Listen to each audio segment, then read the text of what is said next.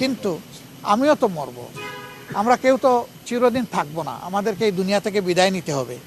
আমাদের বিদায় নেওয়ার সাথে সমাজের চাকা চলা অচল হওয়ার কোনো সম্পর্ক থাকা উচিত নয়। তবে যার যেটুকু শ্রদ্ধা ভালোবাসা পাওয়া সে যেন এটা পায়, এই দিকে সকলের খেয়াল রাখা উচিত। আমরা ধর্মকে কখনো ব্যবহার করি নাই, করব না। ধর্ম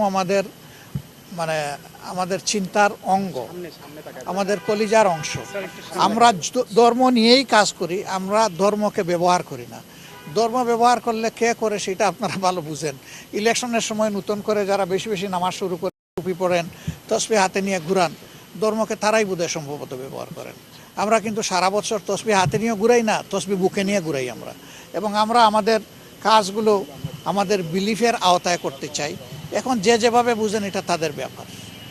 আর আমরা ইলেকশন পিছানোর কোনো সুযোগ আছে মনে করি না, উচিত নয় মনে করি।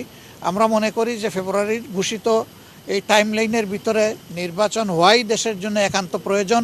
এর সামান্য কোনো ব্যত্যয় ঘটলে দেশ দারুণভাবে ক্ষতিগ্রস্ত হবে এবং কারো দ্বারাই দেশ ক্ষতিগ্রস্ত হোক এটা আমরা চাই।